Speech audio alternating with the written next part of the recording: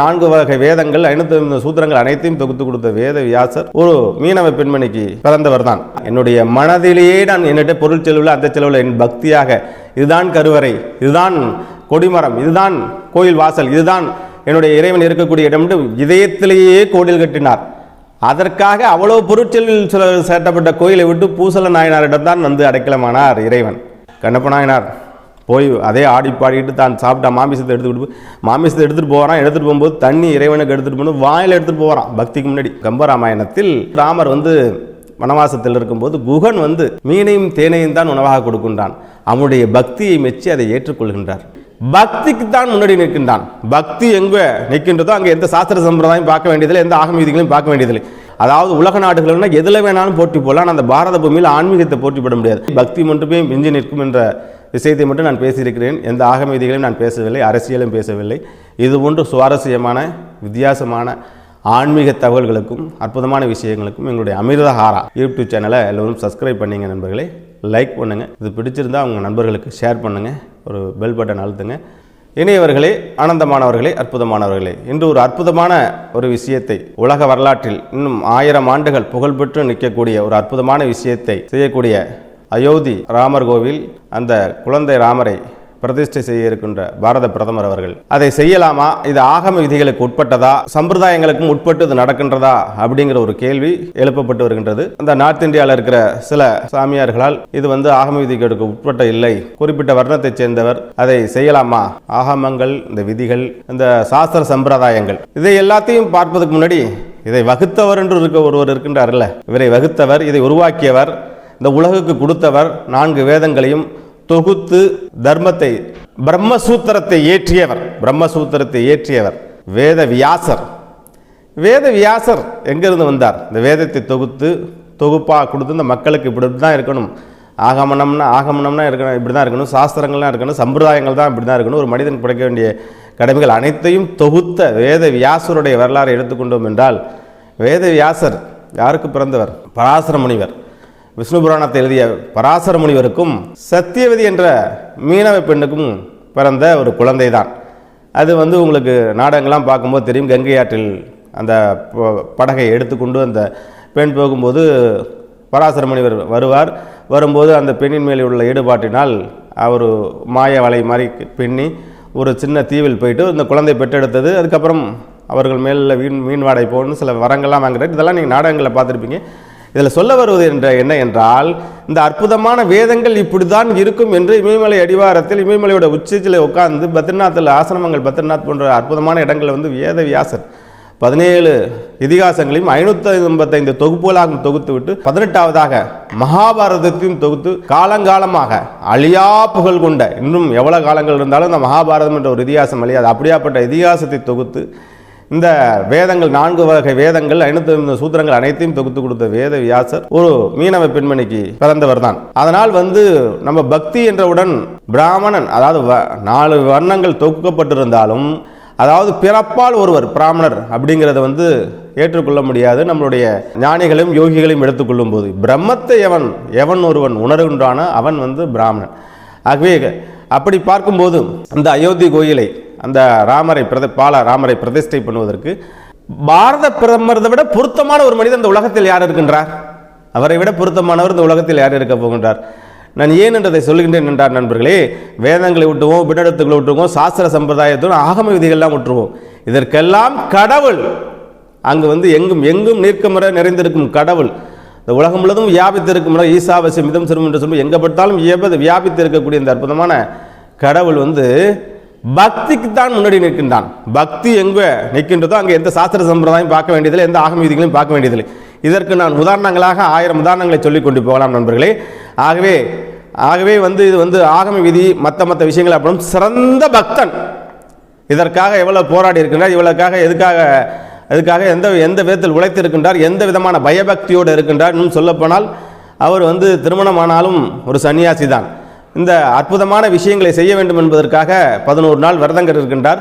பொதுவாகவே வந்து பார்த்திங்கன்னா அதை என்னென்ன முறையில் செய்யணும் என்பதற்காக அந்த ராமருக்கு தலைப்பாக மூதாதையாக இருக்க வேண்டும் என்பதற்காக ஸ்ரீரங்கம் முதற்கொண்டு வருகிறார். வந்து எல்லா விஷயங்களும் வெளி உலகத்தில் இருக்கின்ற விஷயங்களை எல்லா ஆச்சாரியர்கள் வேத விற்பனர்கள் எல்லாரை விட மிக அற்புதமாக கடைபிடிக்கக்கூடிய மனிதர். அதாவது மிகச்சிறந்த பக்திக்கு முன்னாடி எந்த ஆகங்கமும் நிற்காது. அதாவது இந்த வேத வியாசருக்கு முன்னாடி, பராசர முனிவருக்கு முன்னாடி, இந்த உலகம் தோன்றுவதற்கு முன்னாடி, இறைவன் தோன்றுவதற்கு முன்னாடி எந்த விதிகளும் இல்லையே. அப்பொழுது இந்த மனிதர்கள் பக்தி நிலை அடையவில்லையா? ஞான நிலை அடையவில்லை, இறைநிலை அடையவில்லையா? ஆகவே எங்களது பக்தி மட்டும்தான் தூக்கி நிற்கின்றது. பக்திக்கு முன்னாடி எந்த சாஸ்திர சம்பிரதாயம் ஈடுபடாது என்பதற்கு உதாரணங்கள், நான் அற்புதமான உதாரணங்களை நிறைய சொல்லலாம் நண்பர்களே. அது ஒரு சிறந்த உதாரணம் ராமகிருஷ்ண வம்சர். தட்சிணாசுரத்தில் பார்த்தீங்கன்னா அவர் காளி வழிபாட்டில் காளியை தன் தெய்வமாக, இறைவனை எப்படி வழிபட வேண்டும், தத்வமசி, அதுவாகவே மாறி, காளியாகவே மாறி, இறைவனாகவே மாறி தட்சிணாசுரத்தில் பக்தியில் ராமகிருஷ்ண வம்சர் சிறந்தவர் யாரும் இருக்க முடியாது. அப்படியாப்பட்ட ராமகிருஷ்ண வம்சர் காளிக்கு போயிட்டு சாப்பாடு அந்த உணவுலாம் படைக்கும்போது போகும்போது அவர் அந்த சாஸ்திர சம்பிரதாய ஆகம விதிகளை கடைபிடிக்கவில்லை என்று எல்லாரும் கொடிபிடித்தார்கள். என்ன என்று கேட்டால், அந்த சாப்பாடு பொங்கல்லாம் வச்சு எடுத்துகிட்டு போகும்போது நைவேதனம் பண்ணுறதுக்கு முன்னாடி இவர் கொஞ்சம் வாயால் டேஸ்ட் பண்ணி பார்த்துருவார்.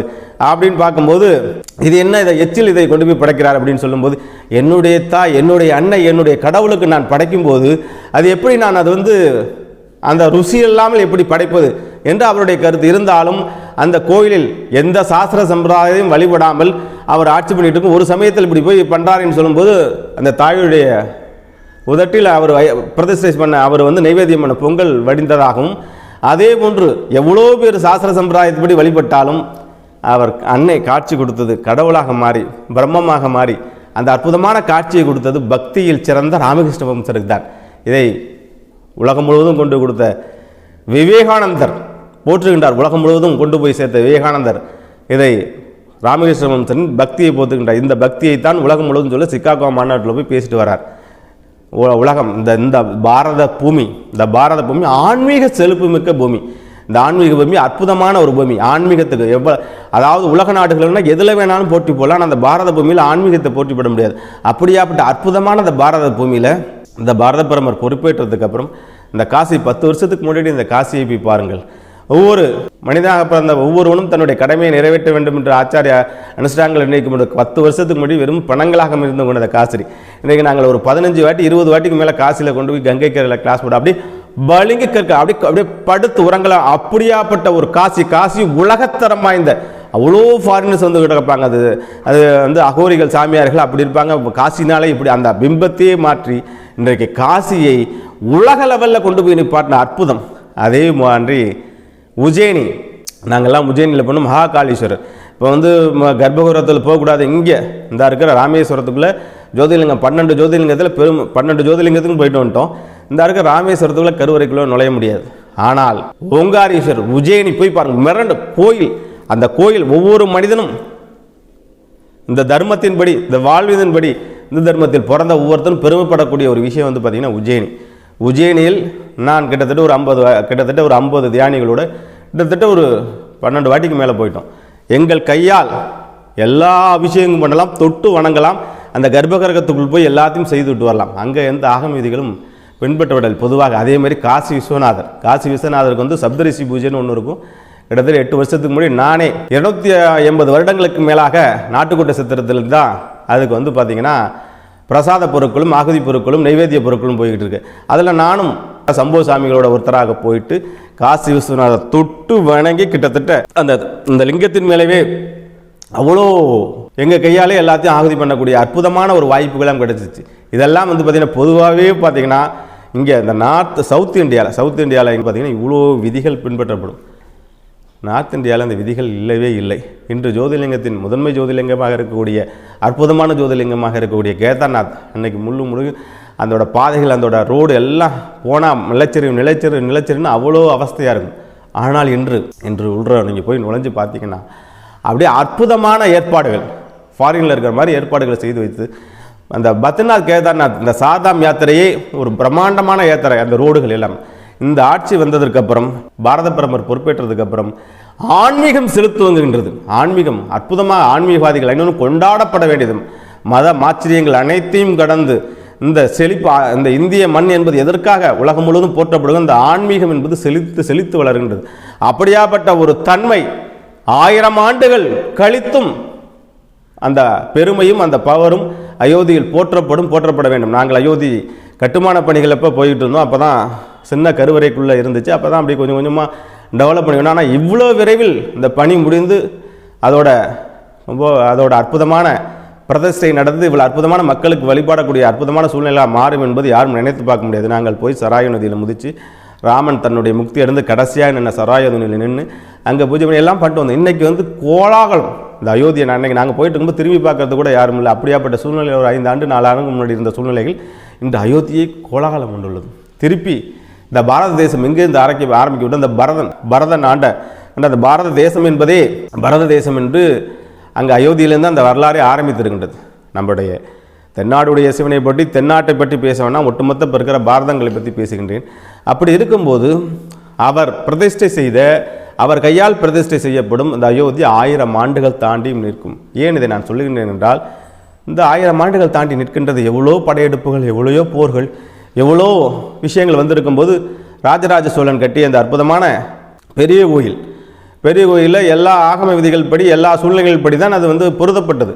அந்த லிங்கத்தை பிரதிஷ்டை செய்யும்போது ஒரு பிழை வந்து அதை செய்ய முடியாமல் செய்துக்கிட்டு இருக்கும்போது அதை கரூர் சித்தன் என்ற ஒரு அற்புதமான சித்த பெருமக்கள் சித்தன் தான் வந்து அதை பிரதிஷ்டை செய்து ராஜராஜனுடைய குரு தான் அதை இறக்கினார். அப்பொழுது அந்த தன்மையில் ராஜராஜனும் அந்த கருவறையில் இருந்தார். அது வந்து பிரதிஷ்டை செய்யப்பட்டது ராஜராஜன் கரங்களாலும் கரூர் சித்தலாலும் இன்னும் வேத விற்பனர் எல்லாராலும் தான் வெளியிடப்பட்டது. எவ்வளோ போர், எவ்வளோ சூழ்நிலை, 1000 ஆண்டுகள் கடந்து அந்த கோயில் நிற்கவில்லையா? அதுபோன்று இந்த பக்தியில் சிறந்த ராமகிருஷ்ண வம்சருக்கும் ராஜராஜ சோழனுக்கும் இன்னும் நான் அடுத்த 2 சொல்லுகின்றேன். கண்ணப்ப நாயனருக்கும் பூசல நாயனாருக்கும் பக்தியில் சிறிதளவும் குறையாத திரு பாரத பிரதமர் அவர்கள் அந்த அயோத்தி கோயிலை சிறந்து வைப்பது மிகச்சால சிறந்தது. பூசலர் நாயனார் உங்களுக்கு தெரியும், பூசலரை பற்றி நீங்கள் கேள்விப்பட்டிருப்பீங்க. இன்றைக்கும் திருநின்றவூர் அப்படிங்கிற இடத்துல அற்புதமான குழு கொண்டு இருக்கின்ற அந்த பூசலர் நாயனார் வந்து இந்த பல்லவ மன்னன் மிக பிரம்மாண்டமான எவ்வளோ பொருட்செல்வில் அற்புதமான கோயில் கட்டி எல்லாத்தையும் கோயில் கட்டி முடித்ததுக்கப்புறம் கும்பாபிஷேகம் வைக்கணும் என்று அந்த தேதி கொடுக்கும்போது அவருடைய கனவில் வந்து அன்று நான் வர முடியாது, பூசலர் நாயனார் கோயில் கட்டியிருக்கின்றார், அந்த இடத்துக்கு தான் செல்வேணும்னா இவருக்கு ஆச்சரியம். அப்படி யார் பூசலர் இருக்கார் திருநின்றவூருக்கு போ அப்படின்னு சொல்லிட்டு போய் பார்த்தா அங்கே கோயிலெல்லாம் ஒன்றும் இல்லை. என்னான்னு பார்த்தாக்கா அவர் விளக்குகின்றார், என்னுடைய மனதிலேயே நான் என்னிட்ட பொருள் செலவில் அந்த செலவில் என் பக்தியாக இதுதான் கருவறை, இதுதான் கொடிமரம், இதுதான் கோயில் வாசல், இதுதான் என்னுடைய இறைவன் இருக்கக்கூடிய இடம் என்று இதயத்திலேயே கோயில் கட்டினார். அதற்காக அவ்வளோ பொருட்செல்வில் சேட்டப்பட்ட கோயிலை விட்டு பூசல நாயனாரிடம் தான் வந்து அடைக்கலமானார் இறைவன். இது அப்படியே திருப்பி பாருங்கன்ற ஒரு அரசன் பூசலராக மாறி பக்தியின் உச்சமாக நின்று பக்தியில் அவரை மிஞ்சுவதற்கு எனக்கு தெரிந்து என்னுடைய அனுபவத்தில் நான் பார்த்தவர்களும் யாரும் இல்லை. மற்ற விஷயங்களெல்லாம் கடப்போம் நண்பர்களே, அரசியலை மறப்போம், மற்ற விஷயங்கள் இதுக்குள் நடக்கும், அதெல்லாம் நான் பேசவில்லை. பக்தி என்பது முதன்மையாக நிற்கும் போது அவர் ஒருவரே அதை பிரதிஷ்டை செய்ய சரியானவர். அந்த பால ராமரை கீழே அந்த பிராண பிரதிஷ்டை செய்வதற்கு அவர் கரங்கரால் தொட்டு பூஜை செய்வதற்கு மிகச்சிறந்த ஒரு மனிதர் வந்து பாரத பிரதமரை எவ்வளோ கண்கள் எவ்வளோ 1000 ஆண்டுகள் நோக்கி நின்றாலும் கண்ணுக்கட்டின தூரவரும் அதை விட சிறந்த ஒரு வேத விற்பனரும் ஆகமத்தை அறிந்தவரும் என் கண்ணுக்கு தெரியலை. கண்ணப்ப நாயனுடைய கதையை எடுத்துக்கொள்ளுங்கள்.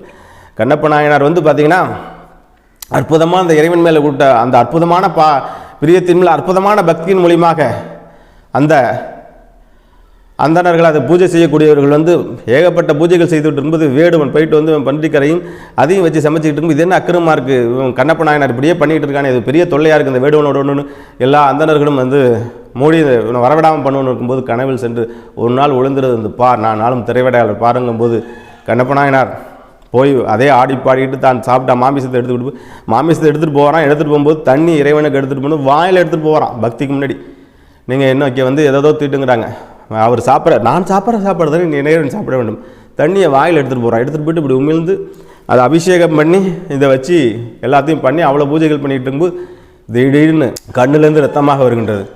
நம்மளாக தான் என்ன பண்ணுவோம், வேறு ஏதோ ஒரு சூழலில் போய்ட்டு டாக்டர் கூக்குற போட்டு போவார். ஆனால் கண்ணப்ப நாயனார் கண்ணுக்கு கண் வேடன் இல்லையா, தின்ன நல்லவா, கண்ணுக்கு கண் அப்படின்னு சொல்லிட்டு தன்னுடைய அம்பால் ஒரு கண்ணை எடுத்து அந்த இறைவனை கண்ணுக்கு வைக்கின்றார். உடனே அது நின்று விடுகின்றது. இறைவன் திருவிளையாடல் இன்னமும் நடத்த வேண்டும் என்பதற்காக இன்னொரு கண்ணிலிருந்தும் கண்ணீர் ரத்தம் அடிக்கின்றது. உடனே இவர் என்ன செய்கின்றார், தன்னுடைய காலை நோக்கி காலை எடுத்து அந்த இடத்தில் வைத்து என்னுடைய கண்ணில் வைத்து அடையாளம் தெரிவதற்காக இன்னொரு கண்டையும் நோண்ட போகின்றார். அப்பொழுதுதான் நிறுத்து கண்ணப்பா உன்னுடைய பக்தியை மெச்சுகின்றேன் என்று இறைவன் காட்சி கொடுத்து, எவ்வளோ பெரிய மாமர எவ்வளோ காலங்களாக பூஜை ஆகம கல்பு பூஜை இவ்வளோ சாஸ்திர சம்ப பூஜை பண்ண பூஜை செய்பவர்களுக்கெல்லாம் காட்சி கொடுக்காத இறைவன் கண்ணப்ப நாயனுக்கு அல்லவா காட்சி கொடுத்தார்.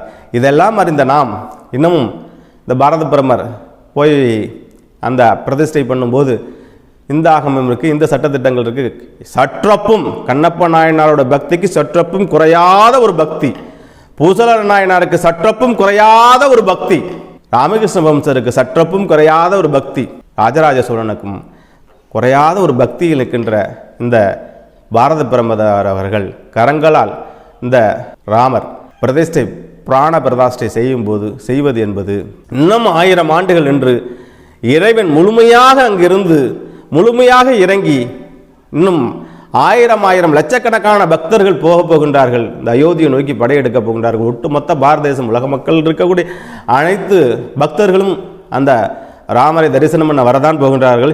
நம் 1000 ஆண்டுகள் பூத்து குலுங்கி செல்வ செழிப்போடும் மகிழ்ச்சியோடும் ஆர்ப்பரிப்பு உணர்வோடும் ஆனந்த உணர்வோடும் அந்த அயோத்தி ராமர் தன்னுடைய புகழை பரப்பி தன்னுடைய பக்தியை பரப்பி இந்த உலகமெல்லாம் நிற்கத்தான் போகின்றார்.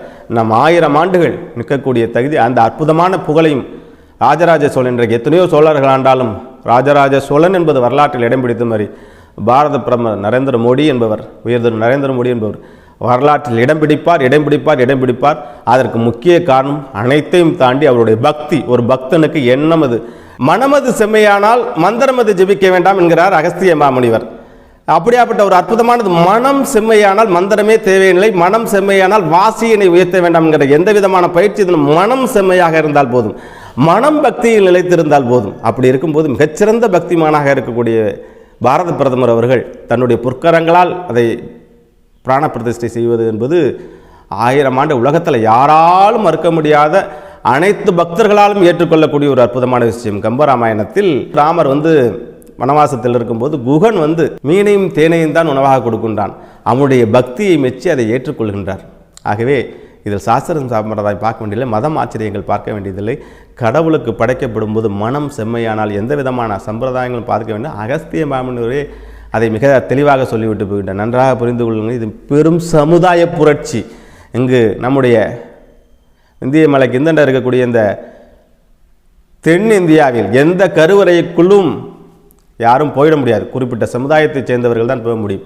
இதற்கு ஏன் இவ்வளவு போகின்றீர்கள்? இந்த இருக்கின்ற சிதம்பரம் கனகசபையில் ஏடி சுற்றி வந்தாரே, என்னை அதில் அனுமதி கொடுங்கள் என்று ஆறுமுகசாமி அவரை 94 வயசு பெரியவரை ஏறி அந்த பொற்சபையிலும் அந்த ஓரத்தில் ஒரு காம்பவுண்டில் நாச்சு இந்த நான் தேவாரம் பாடுவதற்கு கெஞ்சின நாளில் அதை விட்டார்களா? இன்றும் அந்த குறிப்பிட்ட ஜாதியினர் இன்றும் அந்த கனகசபை சண்டைங்கிறது நடந்துக்கிட்டே இருக்கு. 12 திருமுறைகள் பாடணும் சொல்லும்போது அந்த மிக பெரும் இப்போ 60 பேருக்கு முதற்கொண்டு கடந்த சில ஆண்டுகளில் போய் சைவ சமயத்தவர்கள் சைவ ஓதுவார்கள் எல்லாம் போய் நின்ன போது கூட அதுக்கு அனுமதி இல்லை. அப்படி இருக்கும்போது ஒரு கருவறைக்குள் கொண்டு தன்னுடைய கையால் பிரதிஷ்டை பண்ணுகின்றார். இவ்வளோ பேர் ஒட்டு மொத்தமாக உலகமே கவனிச்சுட்டு இருக்க ஒரு இடத்துக்கு போய் பண்ணுறார். இது இப்பொழுது வரலாற்றில் நடந்ததா? இது இதற்கு முன்னாடி நடக்கவே இல்லையா அப்படின்னு பார்த்தால் 8 மூலைய அற்புதமாக உலகத்தின் செல்வ செழிப்பாக இருந்த சோம்நாத் ஆலயத்தை கஜினி முகமது படையெடுத்து அழித்து அதை திருப்பி நம்முடைய கவர்மெண்ட் வந்ததுக்கப்புறம் 1951 நினைக்கிறேன், 1951 அதுக்கு உடம்புலுக்கு நிகழ்த்தினார்கள். அதுக்கு அன்னைக்கு அந்த லிங்கத்தை ஜோதிலிங்கம் சோம்நாத லிங்கத்தை பிரதிஷ்டை செய்யும்போது அன்றைய ஜனாதிபதி ராஜேந்திர பிரசாத்தும் அவருடைய மனைவியும் தான் உள்ள போய் உட்காந்துருக்காங்க. எல்லாத்தையும் உடச்சி எடுத்துட்டு அன்றைக்கி உள்ள போய் உட்காந்து அவர்கள் கையால் தான் அது பிரதிஷ்டை செய்யப்பட்டது. அப்போ வேத விற்பனர்கள் சுற்றி எல்லாரும் இருக்காங்க. அன்றைய ஜனாதிபதி ராஜேந்திர பிரசாத்தும் அவருடைய மனைவியும் உள்ள போய் தான் அதை செஞ்சுருக்காங்க. அதே போன்று இப்போ அந்த கோயில் முழுமையாக முடிக்கப்படவில்லையே என்பதற்கு அன்று சோம்நாத்தும் பிரதிஷ்டை செய்யும்போது அதுக்கப்புறம் தான் உள்புறாகம் உலகம் முழுவதும் தான் நடக்கின்றது. அதுக்கப்புறம் தான் அந்த கட்டடங்கள் எல்லாமே முடிக்கப்படுகின்றது. ஆகவே இது எந்த சட்டத்திட்டங்களுக்கும் எந்த விஷயங்களுக்கும் வரல. இது 100% 200% உலகத்தில் இருக்கும் ராமபக்தர்கள் அனைவரும் அனைவருடைய பக்தியிலும் ஒருபடி மிஞ்சி நிற்கக்கூடிய பாரத பிரதமர். இன்றைக்கு அவர் இல்லை என்றால் அந்த கோயில் இல்லை, இன்றைக்கு அவர் இல்லை என்றால் இந்த பிரதிஷ்டை இல்லை, இன்றைக்கு அவர் இல்லை என்றால் கும்பாபிஷேகம் இல்லை. இந்த அற்புதமான ராமர் கோயில், ராம பக்தர்கள், உலகத்தில் இருக்கிற அத்தனை விஷ்ணு பக்தர்கள், உலகத்தில் இருக்கிற அனைத்து ஆன்மீக பெரியவர்களும் மோடி அவர்களை வாழ்த்தி வரவேற்று இது மாதிரி தொடர்ந்து சுவாரஸ்யமான இப்போ ஆத்ம தரிசனங்கிற சீரியலையும் தொடர்ந்து இது மாதிரி சுவாரஸ்யமான விஷயங்கள் எல்லாத்தையும் ஆன்மீகம் கலந்து நம்ம கொடுத்து கொண்டு வருகின்றோம். அனைவரும் இதை தொடர்ந்து கண்டுகளித்து எங்களுக்கு ஆதரவு கொள்ளுங்கள். வாழ்த்துக்கள். நன்றி.